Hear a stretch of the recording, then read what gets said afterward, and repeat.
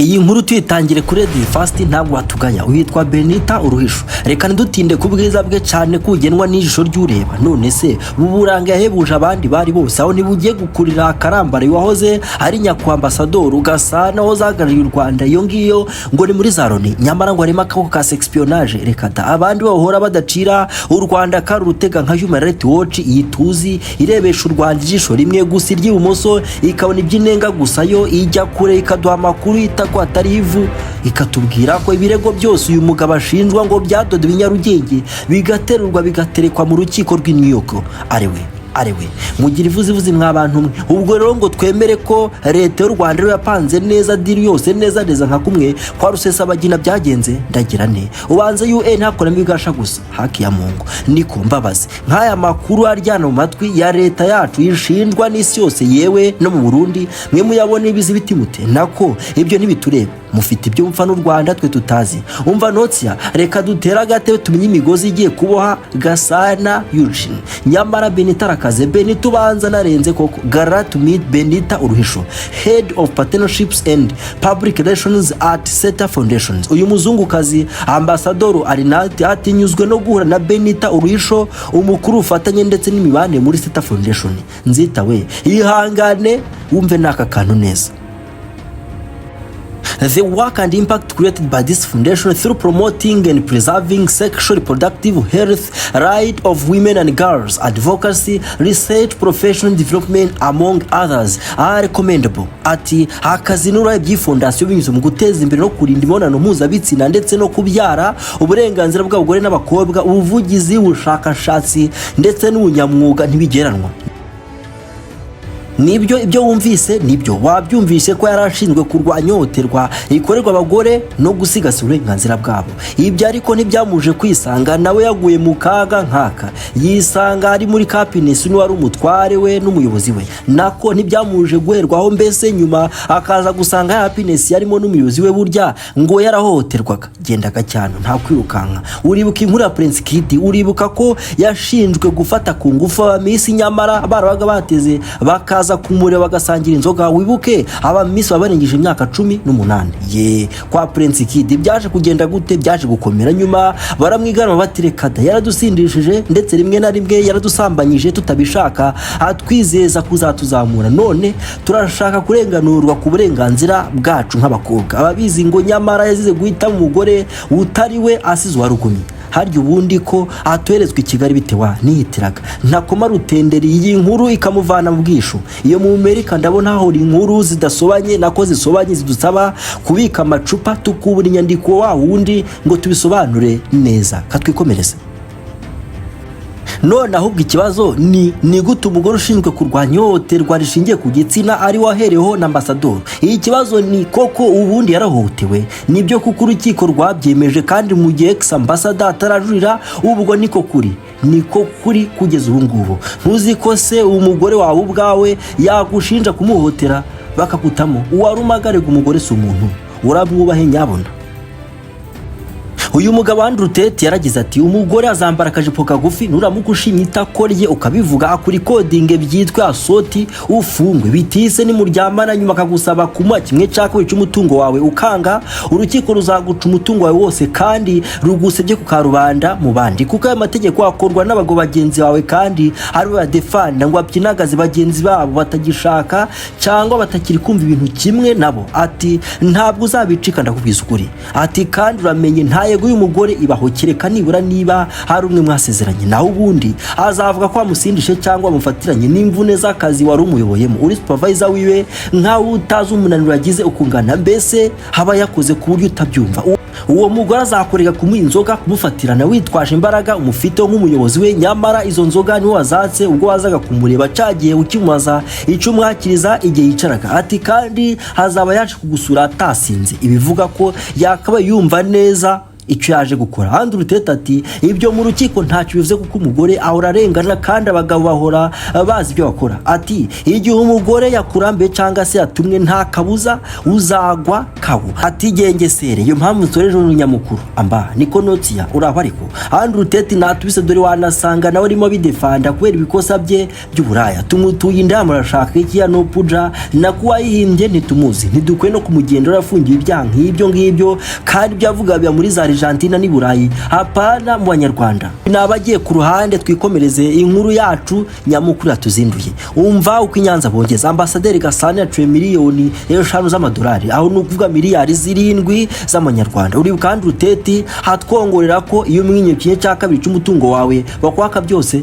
sawa shaburi. Ambasaderi Gasana afite miliyari 7 ku buryo azishura gasigara akomeye rero, ariko ndabona ratamiye da wasanga kuri we hari ngitonyanga mu nyanja, wasanga amafaranga miliyari 7 kuri we atabura dore ko we yanakwikinga ku ruhande akareba mu kigega cyo mu gikari ahari bifurumba akayabo yaba yarapfuritse akura muri za miliyari ziba zarageze zinyerezwa mu misoro ya rubanda.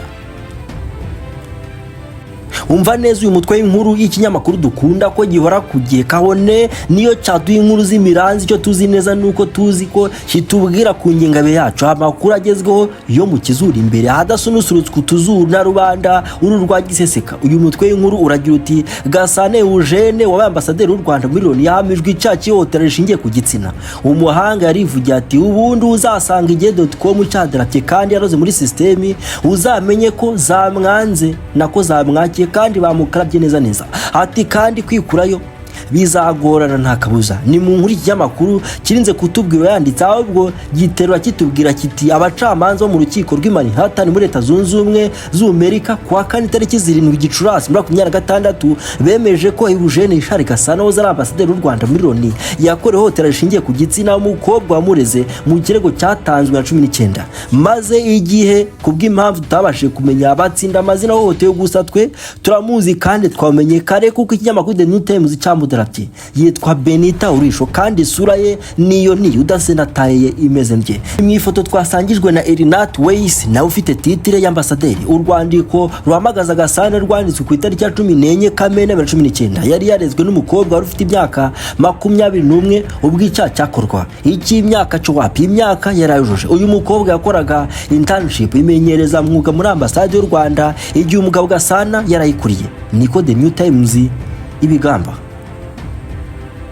Inteko iburanisha yemeje ko Eugene Gasana woze ari umudiplomate w'u Rwanda muri Loni akanaba perezida w'akanama karoni k'umutekano. Uribuka inkuru twabaye ivuga kuri palmarès Ambasaderi Rungero Olivier muri ibyo biro bya Loni niho nawe yakoze ari Ambasaderi w'u Rwanda muri Loni. Gasana rero atiteka uburebure bw'amapeti n'amaranka yari afite amba ntebya nta petagira nubwo hari amakuru amwe hamushyira muri apiye yahubwo hatebutse icyubahiro no kwiyubaha umuyobozi agomba kugera afashe ku ngufu Benita. None ategetswe kumwishyura miliyoni 5 z'amadolari. Abanyamategeko ba Benita b'ikigo gitanga ubufasha n'ubujyana mu by'amategeko Erixson Abramson LLP basobanuye ko urubanza rwari rumaze imyaka myinshi kandi ko wakorewe icyaha yagaragaje imbaraga n'umuhate byo guharanira ubutabera.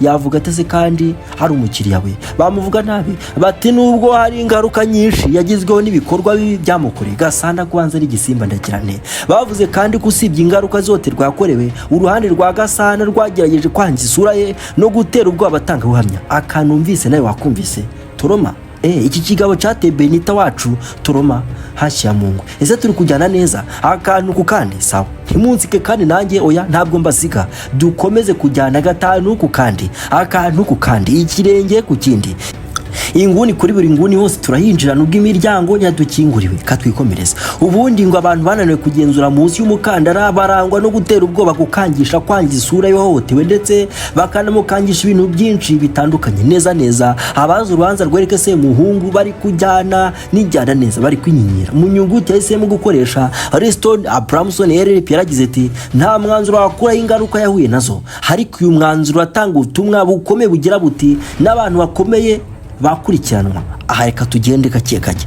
Usubiye mu nkuru ya igihe ukamanuka hasi baratubwira batya uwo mukobwa igihe canze kumuvuga kuko ahari ashobora kuba akiri mu nshingano, gusa twe turamuzi ni Benita Urisho. Icyo gihe rero Benita ngo yakoraga nk'umumenyereza umwuga muri Loni ubwo Gasana yahagarariye u Rwanda na perezida w'akanama kanuni gashinzwe umutekano. Mbere 14 nibwo iryo hohoterwa ryabaye. Icyo nashaka ni ukwitsa igihe byabereye. Ka twinjire mu nkuru mw'imbere ducukumburane hamwe tujye mu byanditswe hose dushakisha ukuri n'inyuma dukusanya ibyavuzwe n'ibitavuzwe ngo n'ubundi aryo asubiyemo. Impapuro z'ikirego cy'umukobwa zabonywe na The New York Post zivuga ko Ambasador Gasana bwa mbere amutumiye muri Millennium Hilton Hotel in New York muri One UN Plaza kugira ngo basangire, ndetse hakaza kumusaba ko bazamukana mu cyumba cyasaga nk'igikorerwamo inama, gusa ngo akaza gusangamo igitanda. Ngo igitanda wa barasetsa haje muri igitanda se, igitanda kiraza ngo ba ngiki gitangaza naho ibindi barabesha.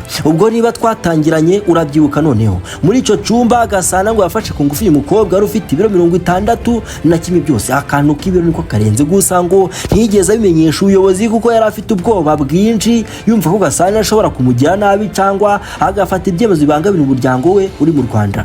Turumasi ikintu uru rugabo n'urusimba pe. Ariko kandi twibuka ko ibyo ntago Benita yarabifitiye ibihamya ko Gasana yabikora kuko nta handi yari yabibonye abikora, bityo bamwe babifata nko kwiregura. Ikibazo ni none umuntu uri muri Amerika yagira icyo atwara umuryango wa buri mu Rwanda, leta y'u Rwanda yagiye he ngo ikurenganura? Nitambukiraga abafeministe muri aho. Ariko umva nyuma y'ibyumweru afashwe ku ngufu ngo Gasana yorongeye aho igikorwa cyo kumufata ku ngufu ku nshuro kabiri cyabe ku itariki ya 11 Nyakanga. Kugera kuri ubu izo ni inshuro ebyiri wibuke yari afite ubwoba ariko asubiraho ntawe yamenyesheje wundi, yewe ntiyafata n'amajwi cyangwa amashusho kuko atabivuze koko. Nta wakwibaza icyo kibazo, ariko wibuke ko mu gisubizo atanga yavuze ko yari afite iki, yari afite ubwoba. Ahari nuko amakuru yose igitangazamakuru dukunda igihe cyahisemo kujya kiduha amakuru y'imiranzi gusa avangavanzemo ayicengeza amatwara ya mwishwa wabo The New York Times, gusa wasanga na yose bari bayafite bagahitamo kuduha ukunguko ameze kubw'inyungu rusange n'ituze rya rubanda. Ndasetsa ndeka. Ukuri nuko uyu muyobozi nakiki cyabuze ari igikomerezwa cy'umuyobozi cyabuze akenge nibura n'akanzovu ngo kirebere mu ndangamirwa, dore ko mu Amerika zihendutse ubu kigiye gutanga miliyoni z'amadolari kandi ndangamirwa imwe igura amadolari 100 yonyine. Aha nzabandura n'umwana w'i Rwanda uku kwaba ari ukwigiza nkana kuko buca bucana yandi mwana y'amazi fyogagamo hagenduka amazi itogoswamo. Gusa hari ibintu bike bitangaje kuri umuseminari wacu wasamaye wahisemo ko ijipo y'akazayisimbuza ijipo n'inkumi z'ikimero, ubu akaba ari kubuyera bundabunda yishayishanya na FBI yakwepakwepana nayo mu makaritsiye yo mu Amerika. Icyo amenya kuri we nuko yasoje inshingano za 16 mbese yerekeye guhagararira u Rwanda muri UN. Icyo gihe uyu Ambasador Gasana kandi yakoze muri Africa American Institute avamo 2019. Utazo wakwibaza ni twinshi. Icyambere kuki igihe banze kuvuga izina rya hotel nuko batamuzi. Ikigoye nuko The New Times ari sohoka igihe kivomamo inkuru yo yarivuze nukunyuranya cyanga nukwerekana ikintu igiki yuzuriza. Umva neza aka kantu ntubyumve nabi, na New York Times yandika mu nyungu za Amerika. Ubwo rero nta kibazo kibirimo kubivuga uko kuko The New Times nigiye bandika mu nyungu za leta y'u Rwanda. Ikibazo cya kabiri, none Benita Urisho umukozi wa ambasade yakuye amafaranga yo kwishura abacamanza bagera kuri 4 bo muri Amerika akabikora imyaka irenga 10. Uzi ko kesi imwe itajya munsi ya miliyoni 10 z'amanyarwanda, nyamara we yaranajuriye hajya no ku rukiko rw'ikirenga Supreme Court yakuye amafaranga. Utirababajwe cyane ku buryo yashora ibyo byose ku muntu wamubabaje mu gikorwa bakoreye muri hoteli nziza y'inyenyeri 5. Icya gatatu, none kuki Gasana hatongeye guhabwa izindi nshingano kandi yaranabarijwe muri ministeri mu Rwanda yakoze mu biro bya Louise mushiki wabo Minafete. Icya kane, amafaranga yaciwe ntago twumva ko akubiyemo no kumwishuza ibyatanzwe mu rubanza ndetse no kumukubita urunyafu remereye kunda. Ese Benita ubu ntabwo agifite noneho cyangwa ubwo afite undi umutero ubwo bakuruta Gasana akaba nawe wishura urukiko? Icanyuma, none bagabo gutwara lisani zanyu bibatwara iki ubundi? Ese ubwo muzi ko abo sexpionage kandi ikomereza muribuka aho twahereye hejuru Human Rights Watch sawa dutangiriye inkuru twakomoje kuri uyu muryango waranira inyungu z'ikiremwa muntu ikiremwa muntu kitarimo twebwe abanyarwanda babakenera abanyafurika nko perezida wacu yabitubwiye kenshi mu mbwirwaruhame ziwe. Uyu muryango ni Human Rights Watch reka twamagane mu gihe kuko basubiza ibibazo bike muri ibi mu buryo tutamenye impamvu ibatera aha nuko twebwe dufata nk'ibiremwa muntu abarengera inyumvira nawe binikije muri aritike n'amapaje 20 yabo batya. Patrick Karuretwa said we will stave off the criminal charges if Gasana comes quietly back to Rwanda. Kagame is understanding and forgiving and a good president. Umusirikare w'u Rwanda Patrick Karuretwa yabwiye uwungane Eugene Gasana ko bazasiba ibyaha byose akurikiranyweho igihe yakwemera kugaruka mu Rwanda bucece. Kagame arumva arobera kandi n'uperezida mwiza. Iyi kibazo bitabibaza ni kimwe none ko Gasana mu Uyu Benita kuki imbabazi no gukurwaho ibyaha bigomba gutangwa na leta ya Kigali ya Human Rights Watch ikongera iti maze ya Human Rights Watch ikongera iti aho si yakoshereje none se ubundi niki cyerekana ko aya magambo yose arayafande Karuretwa. Human Rights Watch mutubwire umvuka imitego leta ya Kigali ishinjwa gutega Gasana ngo imeze bati cyambere Gasana uyu yabaye ukome muri RPF ndetse yari mu bantu babaga hafi ya His Excellency Paul Kagame ari nabyo byamuye amahirwe yo kujya muri UN. Bati rero ubwo babyanaga babiri nibwo Kagame yadodoraga itegeko nshinga ngo abashe kuyobora manda ya gatatu. Icyo batazi nuko abanyarwanda ubwacu ari twe twabyisabiye. Bati ibyo ni ibintu byabaje Gasana ariko kandi birasiga Paul Kagame harakendetse tanamukora umwanya yari arimo muri UN aramutegeka kugaruka i Rwanda undi nawe arangarazikura ahubwo ahita bishakiramo green card ngo yigumire muri Amerika. Hanyuma icyo twibaza ni kimwe Human Rights Watch ni mutubwire kubera iki Gasana yababajwe no kuba Kagame waramugize ambasaderi muri UN yashaga manda ze zirenzeho. Nk'umuturage wese abazwa nuko perezida atavaho nibyo se none se kuki umwami w'Ubwongereza we atavaho cyangwa ngo umwami ave mu miryango yindi itandukanye. Ese ubwo yabara Human Rights Watch we kwatajya ava mu butumwa bwa UN mu rushango Kagame wacu aveho agihehe akazi ke agakora neza kandi acakira nawe kubaho neza. Ubwo se mwe mu kazi kanyu murashaka kukavamo maze tukabasimbura nareho nibareza ni ntago mwumva Gasana timu ye runaka bashaka kuza kuyobora u Rwanda abaryankuna n'ibigarasha murasetsa ababyara ni mubyare simbuje gusa mwabyara mwagera umenye ko uyu Kagame wacu twamwise rudasumbwa haboneka rimwe mu kinyejana di uyu ni nk'amana abanyarwanda twahawe n'umucunguzi w'u Rwanda n'umurengezi warwo. Umva katwikomereze bumve bati Gasana kimara gusuzugurana kwa kimara kwanga gutambira 16 agasaba green card yayibonye 18. Sasa ndashaka uze utudomo witonze. Uyu mukobwa Benita hotewe nkuko abivuga 14 ubwo yakoraga stage hanavuga ko kandi byabaye kabiri kose Gasana yiruka muri UN nyuma yo kurwanya ibitekerezo bya referendum mu Rwanda. Umubano we na leta uzama gatotsi kuko Human Rights Watch ibivuga kuva 14 kuza 18 Benita ntigeze areka oya ahubwo yareze Gasana maze kubona green card. Ikintu leta y'u Rwanda yarwanyije ngo cyane ikibazo ni kuki umukobwa atareze Gasana akiri umuyobozi muri ambasade yatinye ko yatakaza umwanya w'akazi nabyo da none kuki se Gasana kiva watareze akarega nyuma y'indi myaka 2 ngo nta gufata nanjye nuko nashaka mwana muramenye nanjye ntimunkoreshe penalty. Umva ahubwo Human Rights Watch umwaka wa 18 urukiko rwa New York rwanzuye ko nta bimenyetso byoterwa Benita ajura mu rukiko rukuru. Ikirenze nuko Human Rights Watch ivuga ko mbere y'uko urukiko rukuru runatangira gukora kuri iki kirego urukiko rukuru rw'u Rwanda muri 20 rutari rwarabuneshe Gasana rwatanze impapuro ngo zo gufata Gasana umushinja ibyaha byo gufata ku ngufu n'ihotera rishingiye ku gitsina mu gihe utarumva neza ko kantu umva nakangaka. Interpol ngo yavuze ko izo mpapuro zimufungisha zishingiye ku nyungu za politiki kuruta ko zaba zishingiye ku kuri kw'ibyaregwa bityo rwanzura ko Gasana atafatwa ngo yohereze mu Rwanda. Ubibuke turi gusoma article ya Human Rights Watch iyi ngiyi ikorera ibigarasha nibyo kuko nigiwe n'ibyiza u Rwanda na leta yarwo bikora oya birebera ibintu ko abishatse babirebesheje ijisho rimwe naryo ry'ubumoso ako kabika ahantu dukomeze tubogerono gakeya turaza kuhafatana ruhanga tu aho Human Rights Watch ivuga ko yandikiye CFF Commission for Control of Interpol file ikabemerera ko yakuye iyo kesi isaba ifatwa rye kubera ko yasanze irimo ibintu by'ibihanga.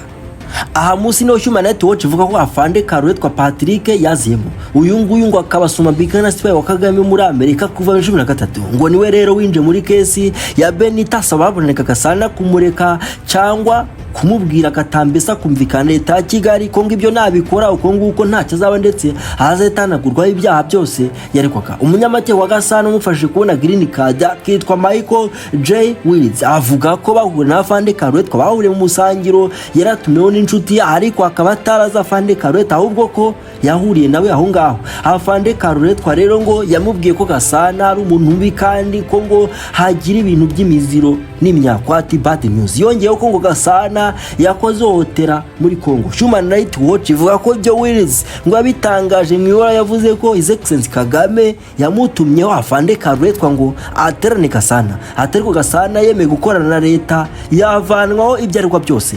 Yegoye abaswe icyo batazi nuko iwacu ruswa iri ku kigero cyo munsi ya 0. Reka twikomereze. Hari akandi kantu buri ahubwo kagaragaye. Umunyamategeko wa Benita yemeje ko habaye ibiganiro na communication hagati ya Benita na afande Karuretwa ndetse ko uyu mujenerali yajyaga ahuza ndawe kenshi. Wibuke ihohoterwa rya 2014 kandi afande Karuretwa yageze muri Amerika 2013. Hajya espionage ni iki nanjye simbizi. Umunyamategeko Steve A Cash wemeje ko habagaho umurongo uhuza afande na Benita yaje kuvanwa mu kirege ejo bundi 2022. Human Rights Watch iti twajurukaga ry'amategeko RRP imwe twatangira yishima Benita mu nkura igihe babajwe niba koko ibyo Steve Cash yatangaje ari byo ko haba harabayeho guhura kwa afande Karuretwa na Benita babima makuru ariko babemera ko Steve Cash batagikorana. Hayiga mana iyi nkuru ayiryohera n'abandi. Uribuka ikibazo twabajije tubaza tuti Benita yakuye hehe ibifaranga byo kwishura abacamanza? Following the publication of the report, Uruhisho's counsel was ordered to disclose the invoices for her legal fees. These documents, according to the court transcripts, are signed by the Rwandan government. But nyuma raporo ruhande rwa Benita rwasabwe n'urukiko kwerekana resi y'amafaranga bishura mu by'amategeko ahava. Arega ni menshi mw'abantu. Aho ngaho izi document ugendeye kuri raporo z'urukiko ngo zasinywe na guverinoma y'u Rwanda. Bati mu rukiko ubwo uruhande rwa Benita rwumvaga bari 2023 bavuze ko hatari ibanga ryerekwa amafaranga bishura amategeko ava muri leta y'u Rwanda binyuze mu rukiko rukuru The National Prosecution Authority of Rwanda. Umunyamategeko ati iyo duhembwe ntitwakira amafaranga avuye ahandi uretse muri Repubulika y'u Rwanda. Bati ibyo nta kundi twabisha nuko bimeze. Ikibazo tubaza Human Rights Watch ni kuki mutatweretse izo resi? Ese kuki mutumva ko afande Gasana yaba yaraje ngo hagaragaze isura mbi ya leta y'u Rwanda? Wenda nawe yagarashutse ku mutima asigaye ari kigarasha. None ubushinjacyaha bw'u Rwanda bufite nyungu ki mu gushora amafaranga yose mu rukiko? Ni ukurengera uburenganzira bw'umugore? Nibyo da uzi ko se banakomeza bavuga ko abavandimwe ba Gasana nyuma yuko imitungo ye amazu n'amafaranga byo bifatiwe mu Rwanda abavandimwe na 2017 bafungiwe Nyarugenge bakanakwa passport zabo. Ubanza ko Benita atarabeshaga cya gikomerezwa cyacu ngo ni Gasana cyari kugira nawe umuryango we niba cye gifite abavandimwe banakomeye mu Rwanda.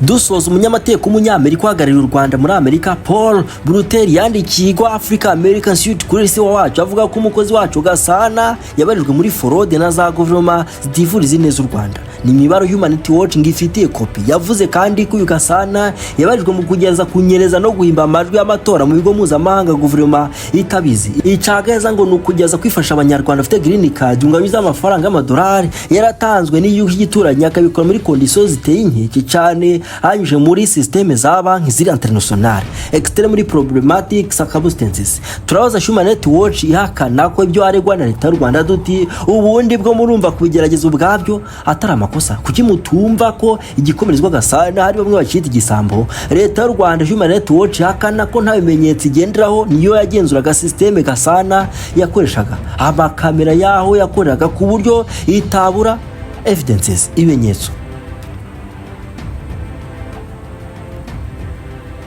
Icyo nanone kandi wakwibaza ni niba koko ibyo arego bifite ibimenyetso kuki urukiko rukuru rw'u Rwanda rutamureze kuri byo, ni kuki rutasohoye impapuro zimushinja ahubwo rukamugerekaho ibishingiye kuri lisani? Nawe usubiza. Abasomyi nabwira iki mwasoma inkuru ya Human Rights Watch hari navuga ukuntu u Rwanda burya ngo rwabeshaga Rusesabagina ko ngo nta bimenyetso bari rufite uretse ko umuntu atumvikana bo gusa. Abarasetsa hanyuma se abantu bapfuye za Nyabimata barakinaga. Nanjye icyo mbabaza nti mwebwe ibimenyetso by'ibyo muvuze kuva kuri afande Karotwa kugeza kuri esi y'amafaranga yishyuwe na leta y'u Rwanda biri hehe? Mwindeba nabisa. None se nyine siko bimeze muri politiki? Niba umuntu atabyumva kimwe nawe igikurikiraho nuko umubamba kukimukabya nibabahane. Kandi Benita bw'ibiceri aba aryoshye gake gake. Iyi nkuru nuko tuyisoje yari Emberel ku ijwi ry'urangwa ku Vujini. Kubaho nukubaho nyine.